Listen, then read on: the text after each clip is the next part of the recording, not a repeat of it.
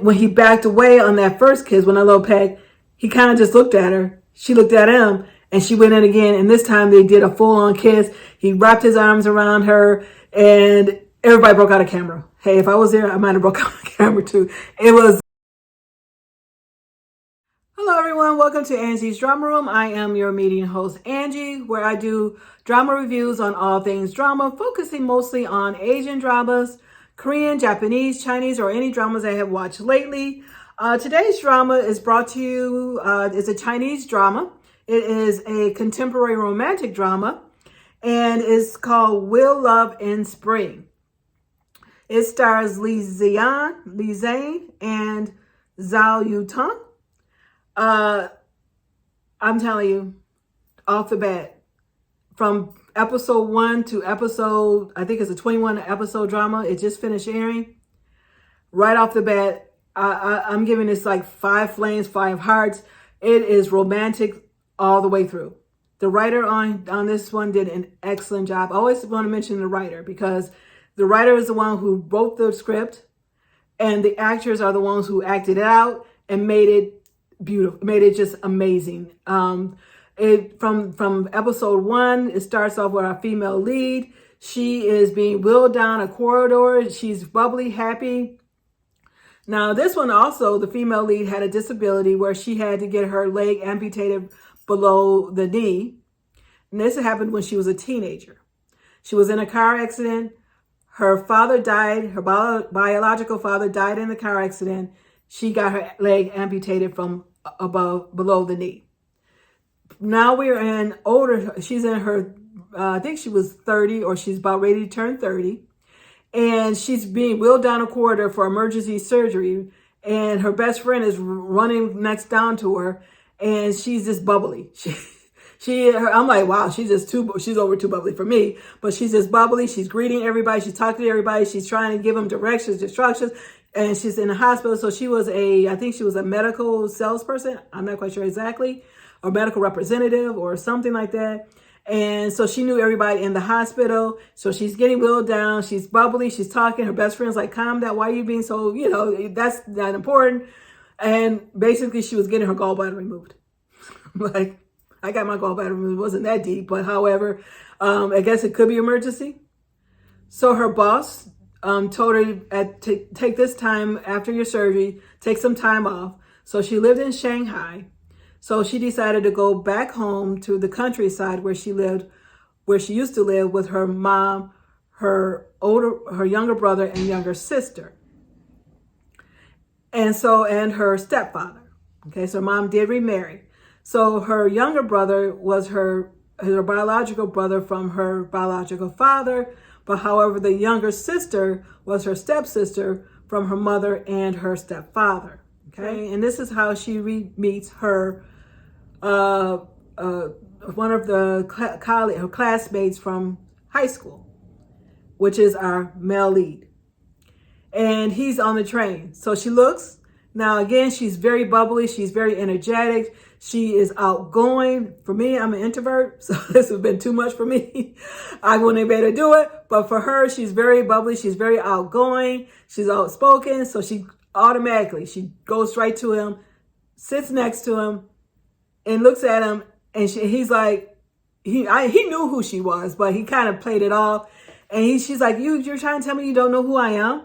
And so she tries to talk to him, but then he's like, he's got earphones on. He just gets up and moves into another seat.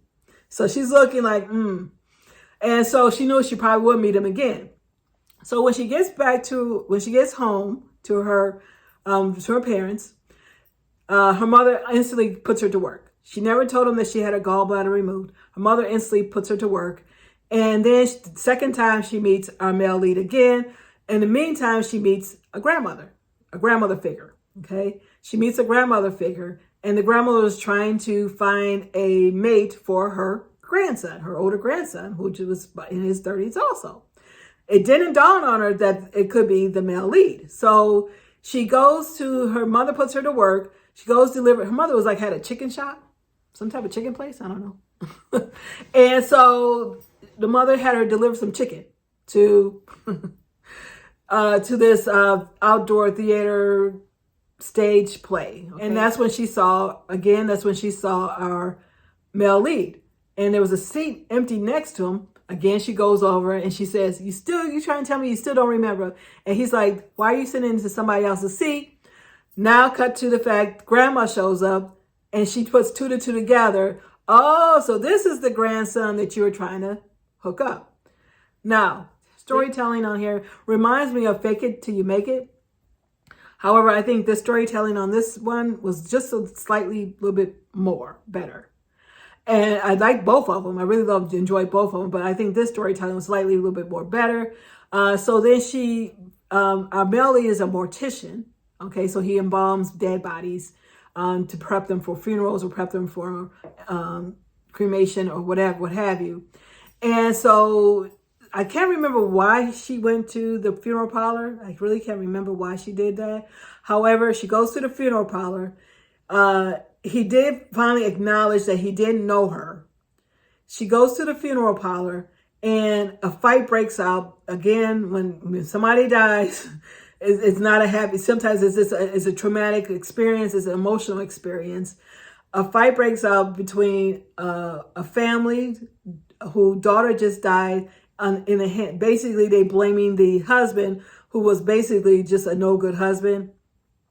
And the daughter kept saying how much she didn't like him, but the husband, it was really one of those ones who really oppressed her to the fact that she was scared to leave. So she rather had killed herself than having to stay with him. So I think that's what happened. She ended up killing herself because she just couldn't live with this man any longer. So the mom of the daughter got very emotional, very sad, very just screaming and hollering, going off on the husband, and he was a little shady. He was a little slithery, shady guy, a little snaky, one of those types.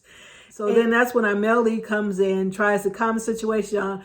He gets punched in the face. Our female lead sees it. She runs up on top of the husband, smacks the husband across the face and told him to calm down. Now the husband was like, ain't no woman ever hits me. I'm the one who be doing all the hitting. He goes and reach up and about ready to smack her. That's when our male lead stops him. And then they were about ready to fight. And then all of a sudden, this mafia type person comes in. I'm like, what the heck? Oh, it's going down now. This mafia person comes in, dressed in all black. He has about 6 or 7 people following behind him. The husband runs up on, brother, calls him brother, but I think they were cousins. And he's like, calm down, your wife just died. Why are you acting up and cutting up? And he does it like a pinch thing on his shoulder. like a spot pinch on his shoulder. He's like, ow! So he was really scared of his brother or his cousin brother. And so come to find out, however, he wasn't part of a mafia group, which they didn't really explain why I guess it was just a scene where you kind of just got you like, ooh, here it comes type of scene, because he was actually an actual doctor, medical professional. So he was a doctor. He does, we call it holistic medicine here. So it's one of those Chinese remedy type medical professionals who he does actually have an MD degree, but he also focuses also on Chinese remedy and things in that nature too. So she went back home. She was going back to Shanghai. She gets on a train going back to Shanghai, I believe. And so the male lead didn't want her to go by herself. He meets her at the train. He's about ready to leave. She jumps up and tells him to wait. And she kind of just looks at him. Again, I'm telling you, she was the pursuer. She was pursuing him from episode 1 until episode 21. She was like she was flirting like you never believe it. She was a great flirtatious person. Again, remember, she was disability. She had the amputee. And I liked it how they didn't harbor on that. They didn't have to reveal it because it happened when she was a teenager. And so everybody knew back in her hometown, everybody knew about it. So it wasn't like something that it was a secret that she was trying to hide. So I like that. I like about that. So even the male lead knew about it. And so she goes up atop. So they're in a train. This is the first kiss. And this happened in episode 2 or 3. I can't remember what episode we're on right now. This happened. It happened early on in episodes. Usually when you talk about the first kiss, you got to wait till 10, 12th episode. No, this happened earlier on. The first kiss, she leans up, gives him a peck. He kind of backs away because of mortician. he's not used to people touching him because, you know, he's dead. So they think he's the Grim Reaper, so nobody wants to be around him. So he kind of backs away. I mean, beautiful acting. He was phenomenal. Coming off of, I saw him on Go-Go Squid, where he was was a very staunch type of person on Go-Go Squid, and then cut to now where he still had that little edginess to him, but however, he still had that soft side, and to see his soft side. So then when he backed away on that first kiss, when that little peck, he kind of just looked at her. She looked at him, and she went in again. And this time they did a full-on kiss. He wrapped his arms around her, and everybody broke out of camera. Hey, if I was there, I might have broke out of camera too. It was like, boom. So now, again, everybody breaks out of camera. Of course, now it's all over the internet. This mysterious couple kissing on the train. Apparently that's something. It is a romantic storyline, so a lot of things pursue it wasn't much to a tug and pull because she was basically the aggressor. She was flirting with him from beginning to end. He wanted to pursue her because Grandma Grandma liked her. And he was like, well, she's going back to Shanghai, so I don't know how that's going to be with how it's going to work with me, because he wanted to pursue her. And I think that's when they went to the train station. So she goes back to Shanghai. She's there for a few weeks, I believe, or a week or so or something. But then her stepfather passes away in a warehouse accident where he worked. So she had to go back to her countryside home with her to deal with that and her mother. And when she's back there, she stayed a little bit longer in order to help her mother go through this emotional state. Even then, I mean, everybody just came together. It wasn't any foul play going on. It wasn't anything that she had to deal with where it was something like that. It was strictly a romantic story. Things like pursuing between the male lead and female lead. She going back. Her father was nothing foul play that happened. He did ended up dying in this warehouse accident. The workers loved their love. They were very close to to her stepfather. So it was very good how the community came together in order to help her. And from there, so then she had more time to spend with our male lead. Now, the second time where I found this is a red flag. I don't know why the writers put this in here. This is the only part I found that it was red flag. She got into an argument with her mother. I'm not going to get into much of a detail with that. It has something to do with her disability. So this is my red flag. She goes to the male lead at her apartment. Melly lived with his grandmother at the countryside homestead, but however, he did have an apartment too. So he invited her to the apartment, and she already had this thing in her mind. She already had this fight in her mind with her mother, and so she started making out with our male lead. She started pursuing him. She started making out with him. She takes off her sweater. She straddles him. She's kissing him. They fall back onto the couch. They're making out on the couch. He tells her, I'm going to take off your prosthetic. And so she's playing all these things in her mind. She's self-conscious. Now she's starting to get self-conscious. Now, again, remember, she was bubbly all this time. She was energetic. She was bubbly. She was outgoing. So basically that was her mask she put on in order to deal with her own disability. But when her mama called her out on this in her face and this started playing in her mind, she got self-conscious. She pushes the guy away while he was trying to take off her prosthetic, and he's like, what? And she's like, you forced me. And he said, what did you just say? You forced me. So it was almost like she was calling him a pervert, or it was calling him, he was sexually assaulting her. That's pretty much what she was saying. That's a red flag. Unfortunately, I mean, for the male, again, I know this is just a fictitious story. I don't know what the writers were thinking, when they put that line in it. I mean, they could have said anything else, but they kind of fixed it where she runs off. She didn't even try to even settle the situation. Then she runs off. The male lead didn't want her, so she has this little finger ring. He swings it against the wall. It breaks. That is a reason for the finger ring. You got to watch and find out the reason for that finger ring, or a statue, or whatever you want to call it. The Melly just couldn't leave her out there by herself walking home because again, she barely could walk really. He picks her up. And then from there, he's like, look, I can't fit in your world. I can't. So by the time he drops her off home, he's like, I can't fit in your world. I can't do this. You're Shanghai. I'm countryside. I live here. You live there. I don't think I can be this cat. He couldn't do a casual relationship with her. He walks off. She's devastated. She likes him. She's devastated. She likes him. And so then she calls her best friend. Her best friend went off. Thank you for Wang Ping. I've seen her in other dramas as a female lead, for her to be a supporting lead. And basically, she was really good as a supporting lead because she had her own little story going on. Thank you for her. She went off on her best friend. That was also the best friend that was wheeling down the corridor. And she went off on her. She said, no wonder he did this. No wonder what's the matter with you? You don't say stuff like that. You he assaulted you and calling me a pervert. You don't do things like that. So she just went off on her best friend. I think a week or so later, it was New Year's. All their high school friends reunion came together. She goes there. Melly's there too. Melly, and there's always that one person who's always going to taunt the male lead about something of his life. So the male lead ends up leaving after that. She follows behind him, trying to stop him.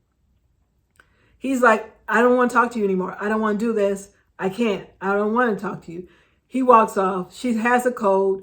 She faints. Of course, he rushes to her side, brings her home. Then her little sister comes. Now, her little sister was the first appearance on Hidden Love. The little girl, the first appearance of the female lead on Hidden Love when she was little. That's the little sister on this one too.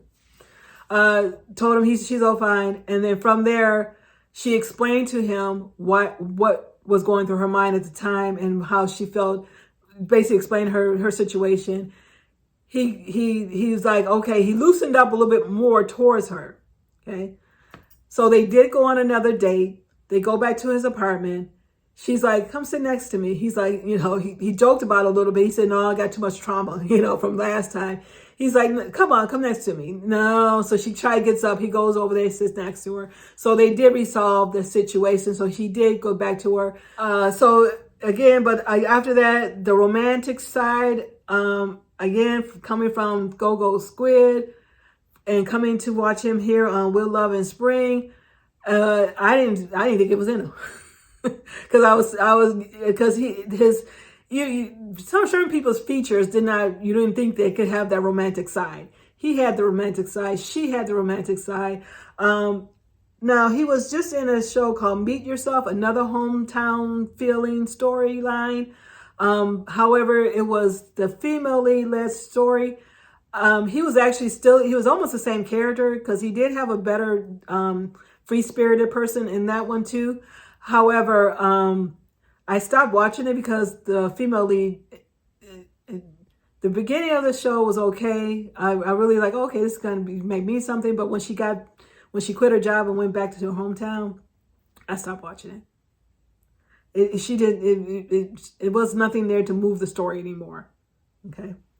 But however, it was but this one, Will Love and Spring, from episode 1 to 21, it was phenomenal. I liked it. So tell me what you think. Again, I gave it 5 flames, 5 hearts. It was amazing. Drop me a comment. I appreciate all the subscriptions I have gotten. I'm new to the drama world. So drop me a line. Tell me what you think. Let's open up a discussion. Media adjourned.